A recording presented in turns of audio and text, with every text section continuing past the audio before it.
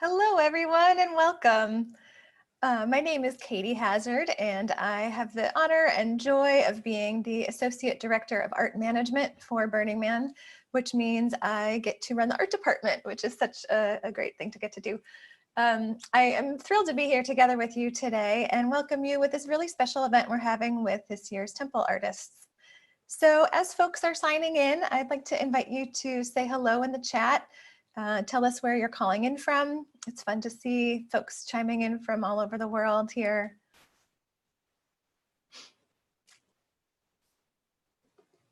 And, you know, we're hosting this at noon because we get to have a lot of international participation that way. So just the way the temple in Black Rock City is that people from all over the world are participating, we are hoping that this year will be the same thing. That's one of the cool parts about doing it virtually.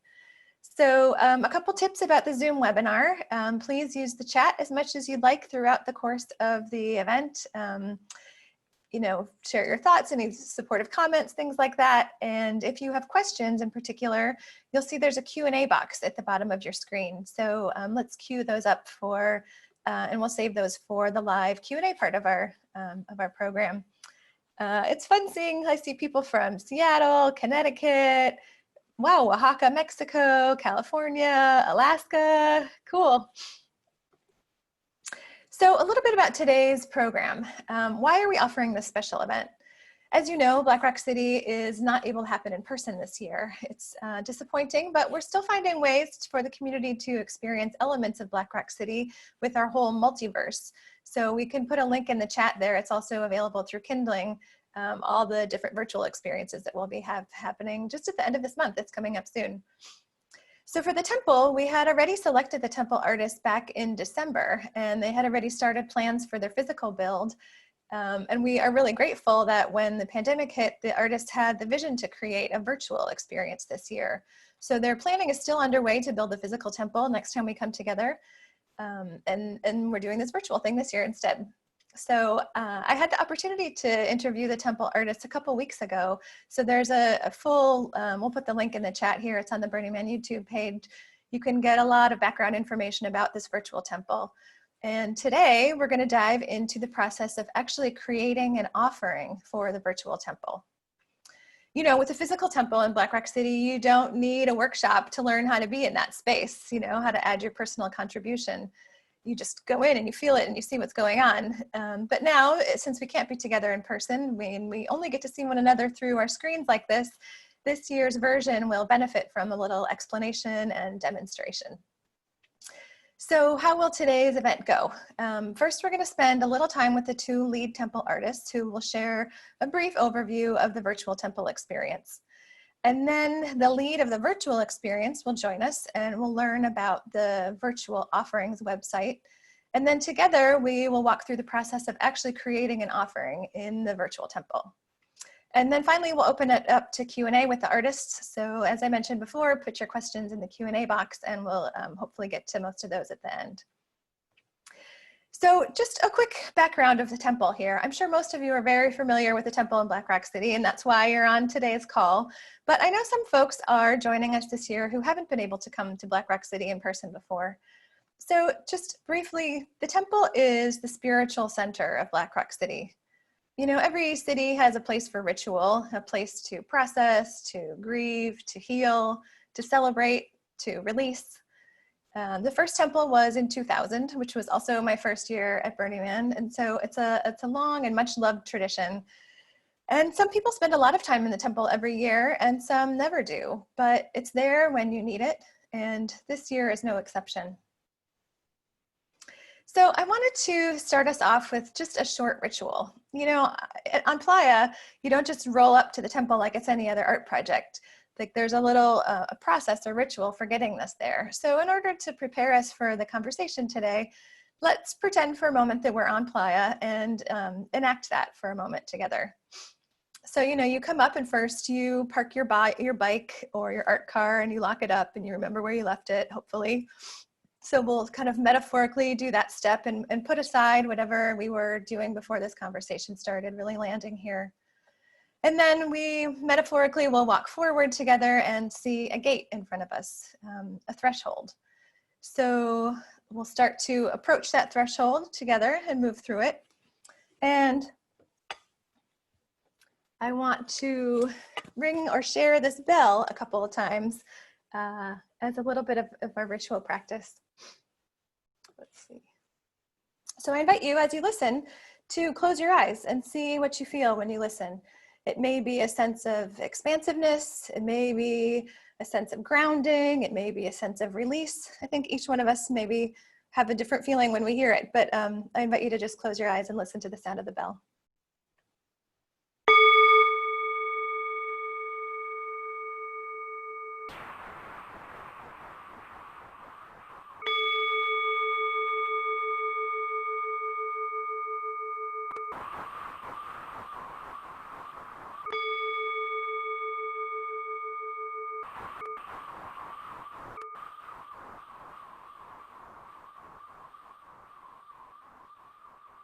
And so now we have passed through that threshold, and on the other side, voila, we have the temple artists.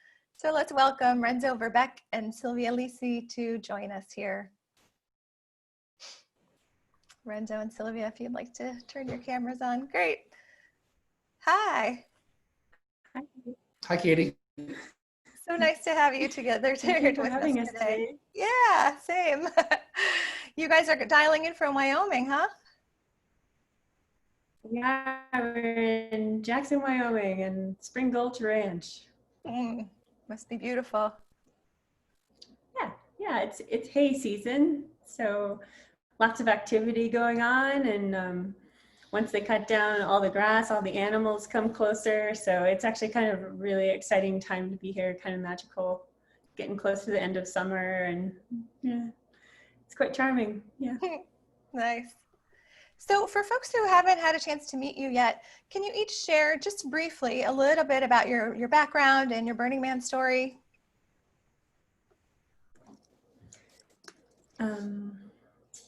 My first Burning Man was in 2008. And I had a pretty amazing experience, and most of that wonderful experience was because of the temple. I went in for the first time, and it gave me a transformative experience, and I was hooked, and I thought I have to keep coming back. So this year would have been my 10th year, and I got involved in big art. I apprenticed with some large-scale artists off Playa, and then started working with the large projects on Playa. And then became a Flaming Lotus girl, worked on their project last year, became an Arterian, and worked with you on Playa last year. And also I got involved with the temple build from 2019 from start to finish last year. Was a part of the On Playa build team and took a leadership position. So that's been my journey through Burning Man. I really love the culture. It's given me an expansive opportunity to really live my best life. So I love Burning Man. Thank you for that. Thank you, Renzo. Hi, Katie. Hi, I'm Renzo. I also went for the first time 20 years ago, the same time you did, Katie. But I have no recollection of seeing the temple at that time. And I didn't go back until last year to work on the temple of direction. And I didn't know anybody on temple crew, or frankly, essentially nobody at Burning Man. I just went out there because I hadn't been in 20 years and I really wanted to participate in a big build project. And that was a lot of fun. I met a lot of great people, and it was very exciting to see so many people so passionately work towards a communal project that it was very apparent that it was very meaningful to each one of those people, and it was very meaningful that everybody come together under rather adverse conditions to build a temple for the rest of the city, for the rest of the 80,000 participants. And during that time on Playa, just only after a few days of being back after a 20-year absence, I thought to myself that I wanted to design a temple and submit it for the next year. And so that worked out pretty well. And so here we are. And Uh, I'm really excited. We've designed the temple about 20 times for on Playa and 19 other different multiverses. And I'm excited to walk through this one with you, Katie, and explore it further. Every time we go through it, I never get tired of looking at it and participating with it. And I'm really excited to walk through it with Kat. That's great. I'm so grateful that we selected you of all the people that submitted temples. You know, most of the time we just work with one group for 7 or 8 months. And this time we get to work with you guys for a long time. And as I get to know you more and more, I'm just really grateful that you're the ones that are in this role. So thank you. Can you share briefly? Well, thank you for choosing us. Can you share briefly why you felt it was important to create a virtual temple this year? Yes, the temple is so important to so many because it's a safe place to bring your vulnerability. And as our world is changing and we're changing our perspectives about who we are and how we interact with each other and how to keep each other safe and what's right, what's wrong, you need a place to go that's just for you, where you can process everything that you're going through. And the temple is that for a lot of people. A high percentage of the burners come and they do visit the temple and they count on that experience to get themselves reset and to have balance and to allow themselves to release. So they hold these emotions so long and they need a place to take it. And, you know, as the temple builders, we accepted the responsibility to create that space. And if we're gonna have to do it in a different medium, we're builders, we're gonna build it. So that's how we got here today. That's great. And we have this beautiful website with all of the details of the whole virtual temple experience, the Ethereal Empyrean Experience. And we'll put a link to that in the chat. But can you please give us the details of the timeline? So we're here August 10th. What's it going to be like? What are the steps, the stages throughout the rest of the next coming month? Well, once you see this webinar, you can go to our offerings workshop website. It's open right now. It's going to be open until August 29th. And then it's really important to know that after that date, we close the offerings workshop because a digital offering operates a little bit different than a physical offering. We can't just kind of put it in the temple. So starting August 30th, that would be the official opening day of Burning Man. That's when the Ethereal Empyrean Experience will be ready for you to visit. And you can use the URL, the personal URL that you were given by your offerings to enter that experience. That will be open all through Burn Week until September 6th at 8 p.m. And that'll be Playa time, so Pacific time. And then there'll be a temple burn experience that's put together by a different group. That is September 6th, starts at 8 p.m. But there's time to kind of transition and warm up. So if you don't freak out if you're having your moment in the temple. But and then after that, everything gets destroyed. There won't be anything left. Just like at the real temple, we will have a process to have it transform into something else. So.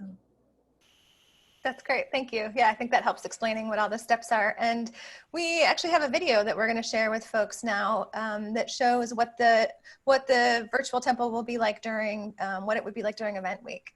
So let's go ahead and roll that video. I want to kill yours.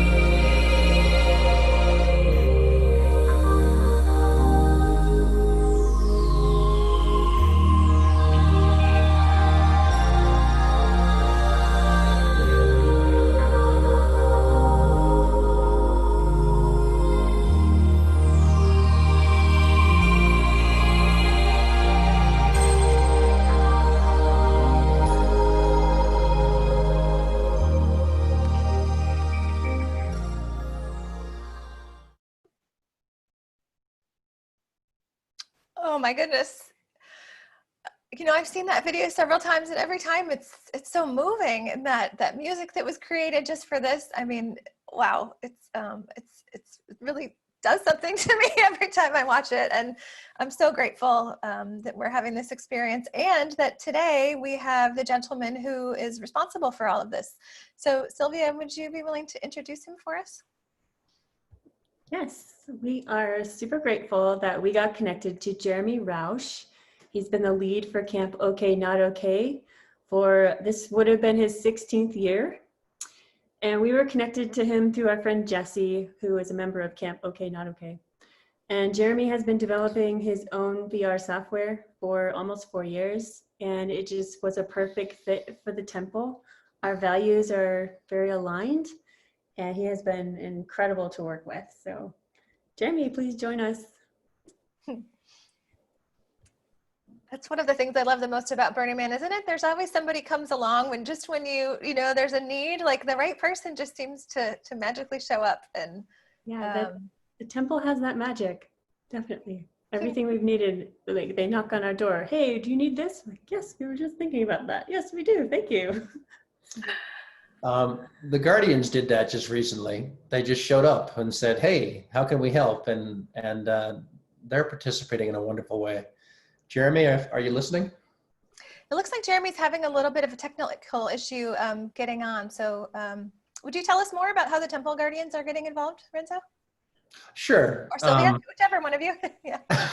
I'll say something about it, but Sylvia is managing most of the VR experience thing. But the Guardians showed up, and Cherub, we had a Zoom with Cherub and Top Hat, and they basically said, how can we help? We'll do anything.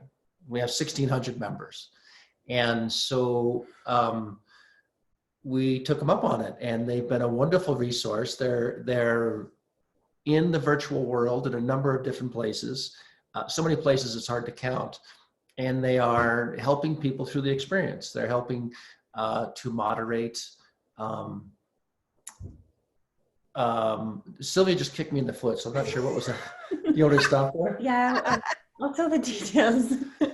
So she's telling me to shut up about it. Anyway, they're wonderful to work with. Go ahead. So when you're on the offerings website, if you're having trouble getting through the gate, you can contact a Temple Guardian. There's a link you can push, and you will get someone who will help you. And when you're in the Empyrean Experience, what you saw in the video was when you first entered, there is a gallery space, and in there will be a link where you can talk to a Temple Guardian. If you're having an emotional reaction, you need somebody to support you, there'll be a link to talk to a live Temple Guardian. They're there for you. Wow, what a beautiful service offering. And I can't believe there are 1,600 of them. Yeah. Mm-hmm. And BRCVR, there's an Empyrean Temple world there. And you'll have Temple Guardians outside at the gate coming into the temple that can help you understand how to get in, and if you have an emotional reaction there or just need to talk to somebody, you've got a Temple Guardian. That's what I meant by they're everywhere. And it's really fun to see them kind of spreading out across all the different platforms and filling in all these niches to just make the temple work, make it work a little more smoothly. Hi, Cherub. Hi, Not Sorry. Nice to see you.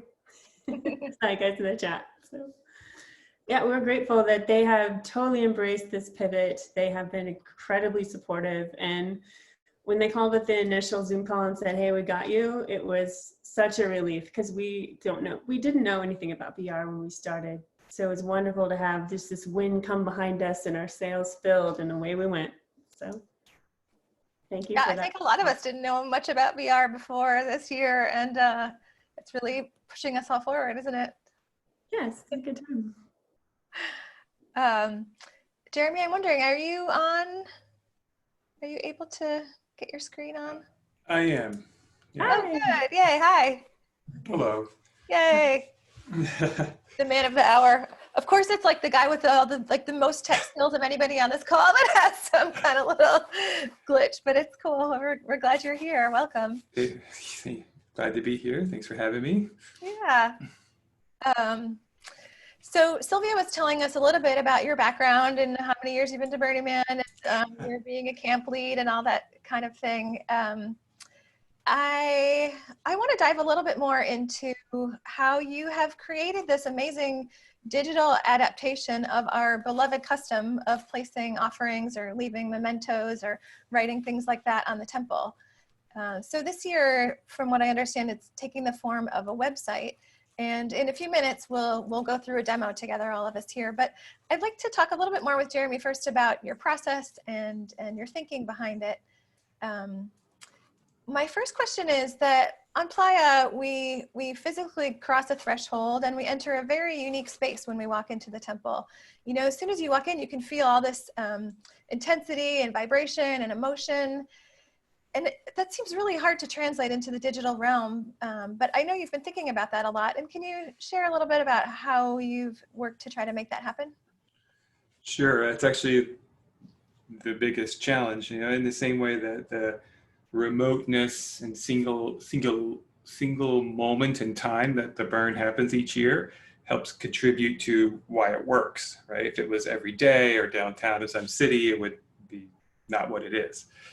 And so trying to find a way to, in the midst of our digital lives, create a distinct journey that leads to a kind of moment of clarity and focus on this specific undertaking, creating an offering. We came up with this gate challenge, which the goal isn't to exclude people, it's to get people to slow down for a moment, to contemplate the event itself and the temple itself a little bit before moving on. And it may seem frustrating at first because nothing in our digital life is intentionally challenging. Everything around is like as smooth as possible. You know, let's just get you in, make a post, infinite posts.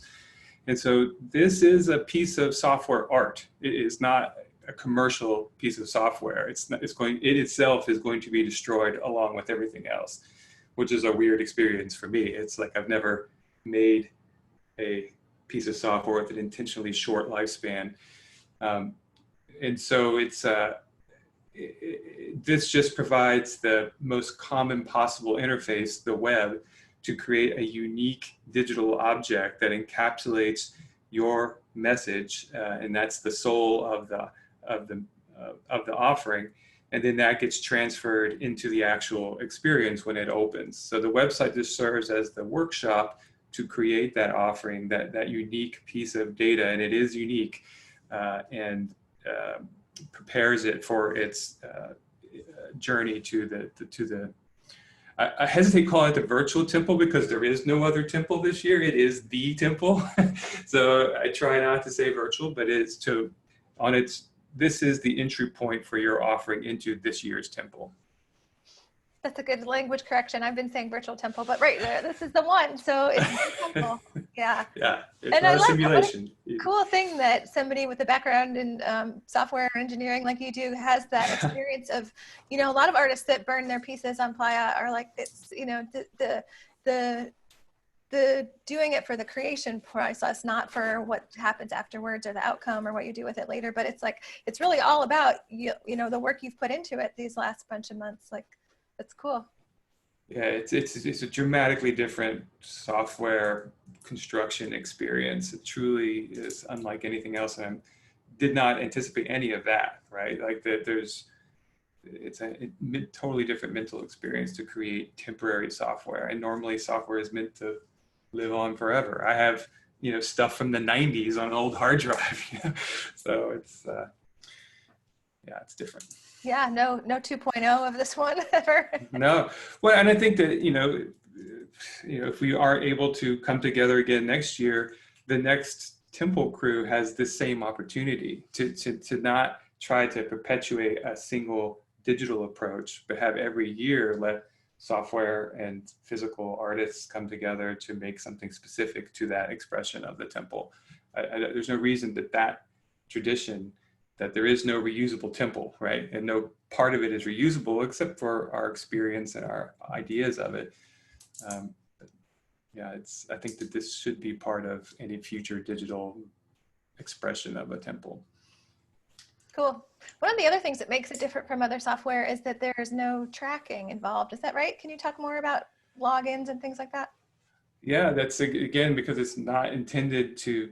It's only I only implemented what is needed to create an offering. And so it's tracking and analytics, and like we're not selling ads, we're not selling temples, we're not selling anything, right? There's no commercial aspect of this at all.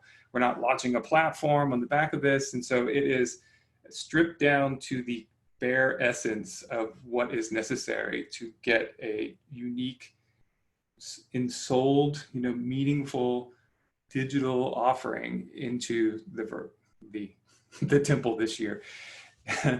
And that means like the gate challenge is part of that. If it didn't have the gate challenge, then and there's no login, maliciously intended people could just make infinite offerings and destroy our database with nonsense. And so what is implemented again is stripped down to the bare minimum. And that, when I explain it to some of my people that I work with, it takes a moment to accept. Oh, you don't know how many visitors? You're like, not really. I don't really care. Because I looked at the way the temple works. The temple has enough iterations to give a very clear template about what each thing, if you're making another digital version of. And there's nobody standing out front of the gates clicking a little clicker as people go in and out, right? Right. No one's asking people like, what's your name? What's the password? And like, none of that. And so the digital version shouldn't have that either, and it doesn't. That's great.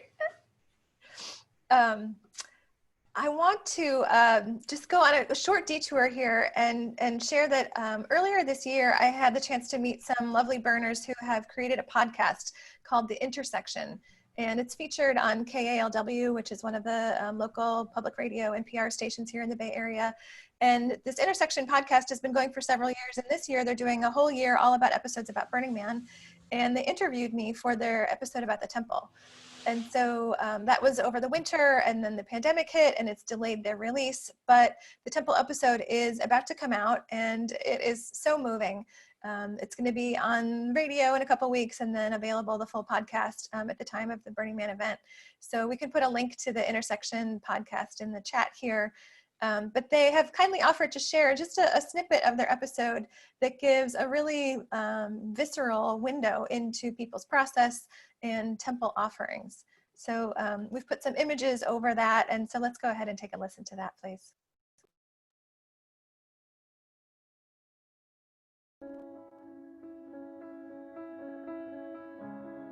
I had this vision in the temple earlier, and I wrote up on the wall something that's my truth. I'm just here to keep our spirit going, but acknowledge the loss that I've experienced. I'm gonna cry. The light with the dark is really important. For me, the biggest part about Burning Man and the reason I come back is the temple. When we were blessing the temple, the wind was blowing, but when we got to her, I mentioned her name, the wind kind of stopped, slowed down. The first time I ever walked into one, it changed my life. I don't know how to explain exactly why. I feel like the temple is very sacred. It's probably the one place at Burning Man that is what I consider sacred. We wanted to go have a child, and it took us over 2.5 years to have a child. And it was really hard. And we would come here and make prayers in the temple. So I build the temple for people who experience things and they're not necessarily sure why. Of course, we stand over a funeral plot for our son and we cry, but we don't always feel him there. It feels empty, like we're standing over a place we shouldn't be. But here in this temple, it doesn't feel empty. It feels alive.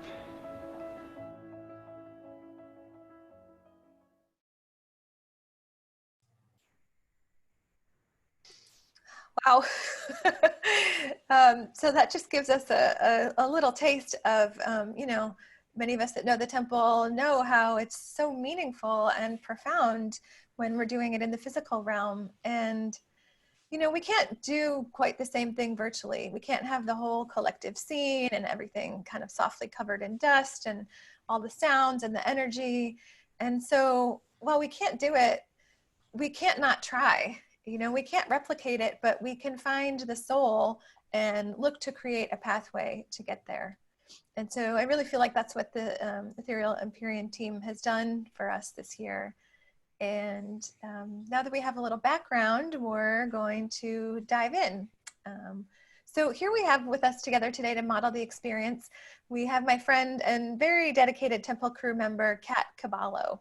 So welcome, Kat. We're really happy to have you here today. Hi, Katie. Thank you. I'm excited and honored to join you all today. Just a quick little bit of information about me. I started going to Burning Man the year after Katie, so in 2001. And I went every year from 2001 to 2015.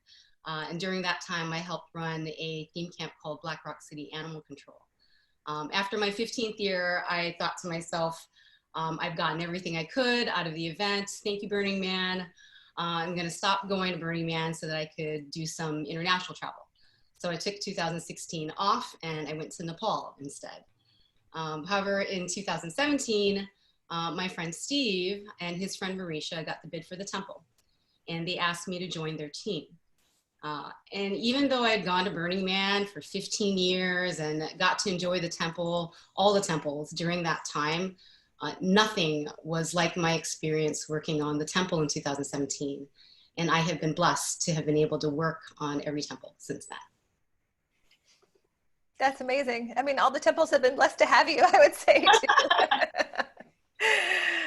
So Kat has graciously offered to walk through this process with us. She's only actually seen it once in real life, so give her a little bit of slack as she navigates it and takes it through. And so Jeremy and Kat, you can take it from here.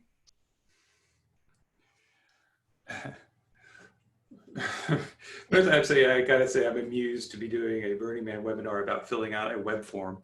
So I think we can have absolute faith in your capacity to fill out forms. Okay, so I'm going to share my screen, and I am going to encourage everyone who's watching. I might need your help getting through this gate. I'm a little scared about it, so I'm just going to share the login, and let's just full screen that. Okay, so we're in the first page here, and I'm going to click on approach the gate. Hold on. And again, chime in if for whatever reason, for technical difficulties, you don't see what I'm doing.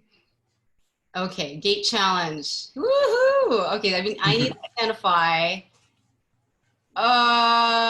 Metropolis? Yeah, that's what Josh Lundell comes in with the correct answer. Yay, ding, ding, ding, ding, ding. Okay, so that is Metropolis. And then this is Temple of Transition? That was last year. No, keep going, you got it. Hold on. I might need, hold on, I need to get back into my screen with you guys so that I can see. Sorry, no one's giving, I can see it. No one's giving you the answer yet. So go ahead and get it, just try, because there is. Okay, that'd be good. So I think, I thought, and respond. Oh, you got it. Okay. Okay, for a minute. Okay. So I just want to say as a hint to the people who are listening to this, and at your third wrong answer, you get some hints. The goal is not to be a roadblock. It's just to be a road bump to slow you down a little bit. So you didn't need it, but you're good. So this actually created the offering. And so those two, that man event in that temple, are essentially your offerings zodiac signs. We call them the auspices. And they carry through all the way to the temple, and they'll be represented in ways we're still figuring out with the object itself. So it becomes part of the total digital package. So it wasn't just an arbitrary thing. I wanted something that you cannot choose, right? And so you don't get to choose when you're born. You don't get to choose your zodiac. I mean, at least not consciously. And in this experience, your event and your temple are your auspices. Awesome.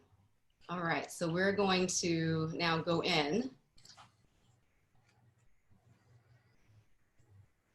Okay, forgive me while I scroll since the first time going through it. Yeah, so this is, so much of the experience and wisdom of going to and delivering objects to the temple is not necessarily unspoken. You're informed at some point, and so this gives you all the information, about why we've made this choice and what choices you have. And the number one difference is, and Katie mentioned this, is like we just can't technically replicate the incredible visual density of hundreds and thousands of offerings in a built temple. The technology we have, the technology on your computer right now, just cannot render all of that and have it be actually produced by random burners. And so what we've done is this website allows you to make some choices, but most importantly, put content into a collection of 32 objects. And this last last considerations here attempts to make clear that there is a fundamental difference between offerings in a physical temple and this experience. In a real temple, you can walk around and look at the individual offerings. I've never seen anyone like looking at every single one sequentially, and I didn't want to make it that way in this temple. And so you have you choose ritualistically 8 of these potentially thousands of offerings that are attracted to you, and together you have a very intense one-on-one experience with those 8 offerings. So it is very important that this last sentence here is, please form the contents of your offerings with compassion. And if you don't want to share your contents, you can mark your offering as a closure and it won't be available for the experience. It will still pass through the temple and be destroyed alongside everything else, but closures don't have any exposure of their content. So, but affirmations and remembrances, they do. And so whatever you put into your offering has the potential to have a very meaningful, very heart-wrenching impact on anyone who selects your offering to experience. So that is something you need to consider, you specifically and anyone who might make one. Okay. All right, so I'm going to click on getting our offering in. Oh, wow. Okay. And I did come prepared, just so everyone knows. I was told of the options of an affirmation, a remembrance, and a closure. So I'm going to choose an affirmation. And I want this to be indestructible. That option allows your affirmation to persist through the burn and be one of the things that's going to happen is the temple will be destroyed in the same way a real one is at the appropriate time. But I can't delete the software off your virtual reality or your headset. So what's left when you open it? So our plan is to have the fire, maybe some pieces of the structure, and then some wandering affirmations that will still be. So any affirmations marked indestructible, if you put the headset on in December, you'll be able to potentially interact with those. Okay, so I am gonna, forgive me, I'm gonna cut and paste because I prepared this in advance. And so that's my affirmation. I have an image that I'm going to upload here. You can see my screen here, hold on. Empyrean. And while you're doing that, I will mention that when you pass through the gate and your offering was created, a unique URL was created, and that URL is the only way to access your offering. Both here on the website, you can continue to form an offering up to 3 days if you need it. If you want to share it with other people, you share that URL. Because there's no login, no one can look it up. If you lose this URL, it is lost. It will still pass through the temple, but you can no longer access it directly.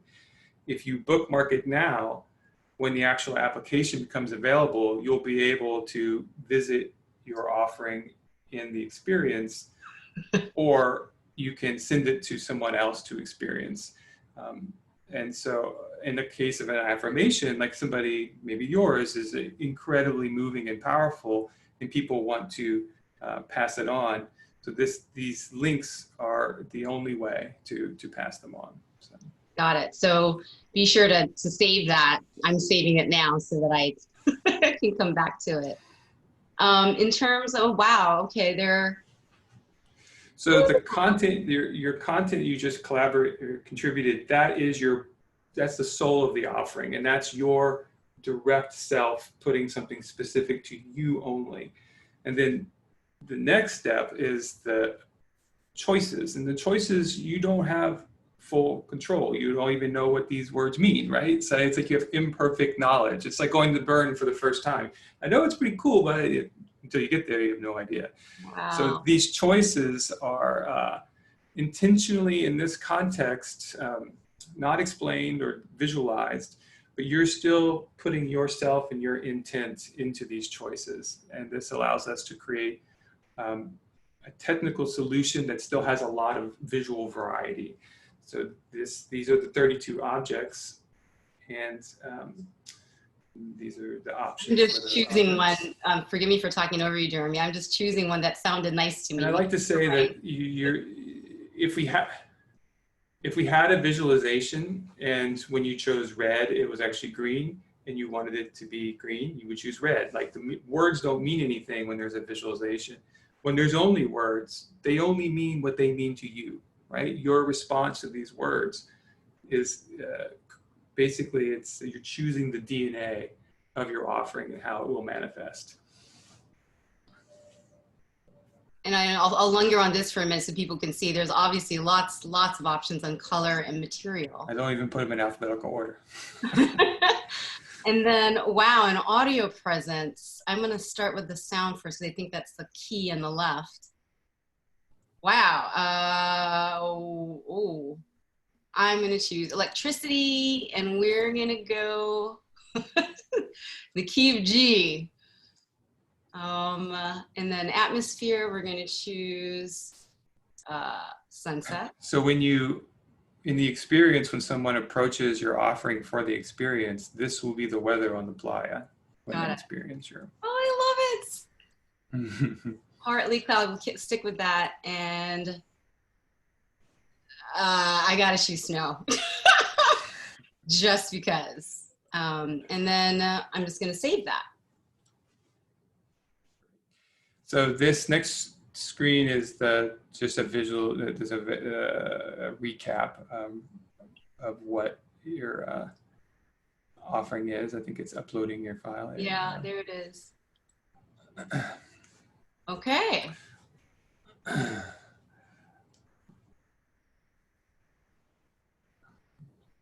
Oh, it has all of it, including what I had to choose to get in through the gate. That's awesome. So this is all of the choices, the auspices, which you didn't choose, it just life gave you those, and then your actual content. And all together, this is packaged together, checksummed as a unique digital soul that can never be replicated. It's when it's forged, it's encrypted, and because it's an affirmation, that the key is public to the system, so it can be opened up as many times. If it was a closure, it would be encrypted and the key lost, so even the government couldn't unencrypt it. And then the affirmations, remembrances, say you chose 5, there will be 5 keys generated, encryption keys, and then each time someone in the experience uses a key, it depletes them until it becomes a closure.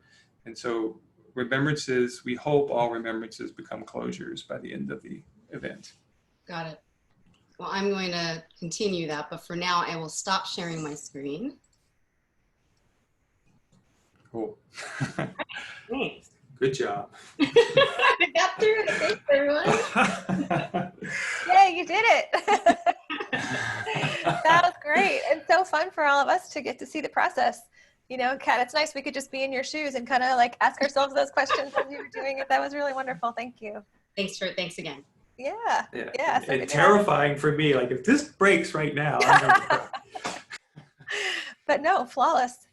Right. And that's, the Temple Guardians have also been participating in this early access period. They've been, because affirmations, we're hoping that there are plentiful affirmations. So you can make as many affirmations as you want. And so that's been part of the testing with my friends. Can you guys please make an affirmation? You know, but the Temple Guardians themselves have done an amazing job helping me. It was so unexpected to have them show up, because we could not have done offerings without their participation, right? It's just a really, I didn't even think about it at the time. I thought it was just gonna be me and Sylvia, Renzo figuring this out, but no, there's 10,000 guardians or however about that number. What was that number again that we were saying? 1,600. 1,600, yeah, great. Yeah, phenomenal number. Yeah. So I'm keeping an eye on the time, and I want to invite Sylvia and Renzo to come back on and join you and me, Jeremy, for our Q&A period. I see people are adding lots of questions to the box, so that's great. We'll do our best to get through as many of them as we can right now. First off, is there a limit to the number of offerings I can create? Nope. You have to answer a gate challenge each time. So that's the speed bump to creating it, but beyond that, no. Okay, great. And can you share again clearly what the types of media, someone wanted to know if they can upload a video. We chose not to do video because the idea for number one, imagine watching a video in the temple. It's like weird, right? It doesn't seem correct. Yeah. Audio works, right? Audio works, especially in a spatial context. Photos work in a spatial context in prose. So there's the slightly wrong vibe that video creates. And then technically it's just a tremendous increase on the amount of resources required on the server side and the computer side to show video in the experience. So what people have done is you can record or extract audio from video, and normally that's the most important. You can put a picture and then include audio. I think that people really understand it once they actually have the experience, that like watching a rectangle in the middle of the thing would just not feel right. Yeah, yeah. Someone else asked if there's a way to see what shape we are choosing. I lost audio again. Oh, it's okay. Someone else was asking if there's a way to see like a preview of the shape that we're choosing. Well, in the beginning of the webinar, at the very base of the announcement, the welcome page, it did have the venerated objects showing. So they are created by John Braleschi. I'm sorry, John, I got your last name wrong, but they are sacred geometry forms, and they hover and they move and they light up and they emit sounds.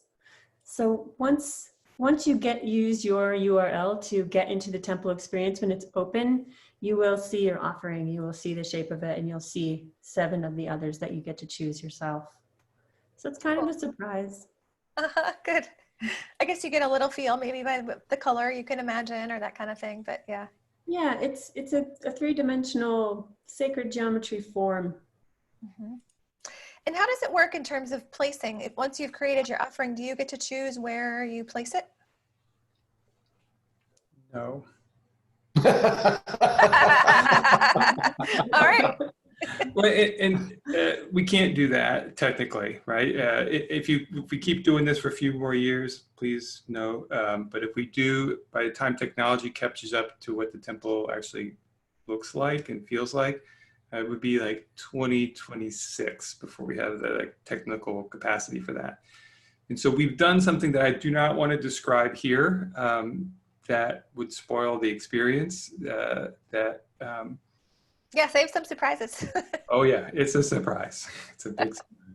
It's interactive. It's interactive, and you you will be in the moment, you will have activities. So just keep an open mind, and we hope you love it. We hope you love it. Another person's asking if the temple is accessible by different technologies or if you have to have a VR headset. It's device agnostic, so you can access it through your PC, your Apple, your phone, or a VR headset. Great. So you don't have to have a VR headset. That's great. Correct. We definitely encourage you to seek it out, though. Like if you want to actually have because like your phone is this little rectangle, right? Like this. And then your computer is a bigger rectangle, and VR is your world. And so it's a tremendously different emotional, physical, spiritual experience, strangely enough, to get rid of everything else and be there with one-on-one with someone's offering. So if you don't have one, look into it, find some friends who have one, figure it out. It's worth the effort. A place to ask for who in your community has a VR headset that you can't really have a viewing party, but you could clean it and let someone borrow it would be our Empyrean page on Facebook. If you can ask the community there who has one, can I use it? Can I see it? That might be a way to help others. If you have one, offer it on our site, on our Facebook page, so others could possibly use it. Oh, that's a nice idea. Yeah. Because you would only need that part for the week of the burn, right? You don't need any kind of VR for the creating your offering. Right. Mm-hmm. Speaking of rectangles, someone asked about printing, whether you can print out on paper that last page that Kat got to when it was like, forging and it had all the images on there. Is that printable? Yeah, your browser can print it, and it should print pretty legibly. Yeah. Okay. I would just click. It'll give you an option to print the page and print the screen. Okay, great.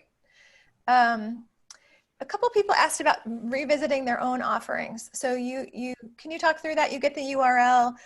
You can share that out with some friends. I guess can you share the URL out like on social media and really broadly, or is it meant to just be a smaller thing? And then how do you come find your offering later in the temple proper? It's super important if you want to visit it later in the temple experience that you bookmark it. There's a unique ID that is unguessable by anyone. And because there is no login, it's not associated with you other than you putting it into your own digital world yourself. That means bookmarking it or copy pasting it into a note, writing it all down. Maybe, I don't know, it's a lot of letters and numbers, but that URL is the unique identity of that offering. It's important to know that offerings are only viewable and editable on the workshop for 3 days. If you come back to offering older than 3 days, it will say that offering has been forged. It has been turned into its thing that gets transferred to the experience and can no longer be viewed on the web. It will still understand what you're trying to do, but you can't view it. It's not like an error. So if you want other people to see your offering in the web version, or you want them to contribute, if you're making a shrine for a person that a group of people knew, you can share that URL for those 3 days, and that's part of the intended use. And and you can also forge an offering whenever you want. So if you fill it out and it looks good to you right then, you can click forge, and then that URL will no longer show its contents, and it will be transferred to the experience as is. That URL is your key. That's good. I like the term forging. I think that's really appropriate. There's so many places in the whole experience where I just see the care and the creativity that you guys have put into this. I mean, it's really something to try to make this big magical experience we have every year. Like, how do you make it work in a world that we're in today? And I'm just amazed and grateful to you guys for what you've pulled together. So really, really deep gratefulness, deep thanks to you guys. You're welcome, and believe me, I lay in bed, it's like I'm not the right guy for this job, you know what I mean? It's like a lot, right? You know? You know you're onto something good when that's how you feel, right? Like, it's Good to have things in life that make you feel that way. Jeremy has transformed this project into something auspicious, and his care and his thoughts have really lit this project up to its full potential. So we are so grateful he's working with us to build a temple. Thank you, Jeremy. Oh, you're welcome. And it's my great honor to have joined you, and especially, you know, what would I have been doing with myself this month? You know, for 15 years I've been busting ass all August, and now I'm busting ass in August. So here we go. Well, so besides thanking you guys, I want to thank a couple other folks. Gloria Beck on my team, who's been working really closely with this whole process all along. And then I really want to thank all of you for attending today, for taking the time to get to know these artists and learn how you can participate. And just in closing, a couple quick announcements. I want to invite you all to join Art Speaks, which is Burning Man's new artist storytelling series. The next episode is this coming Wednesday, August 12th at noon Pacific time, and the theme is Playa Magic. So it's about a dozen different artists talking about tales of wild serendipity and magical coincidence.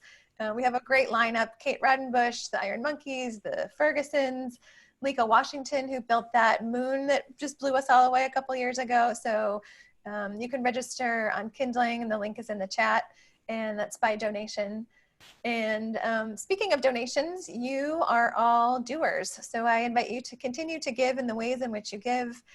And also wanted to say that the work that our team does year-round to support the temple is part of the larger mission of the Burning Man Project, which is a nonprofit.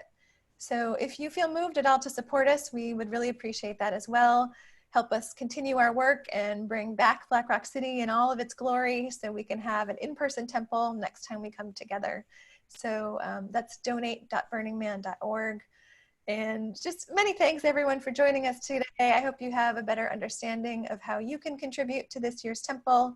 Remember, you have until August 29th to create your offering. And I look forward to seeing some of your offerings in the temple. I look forward to seeing that surprise that they mentioned.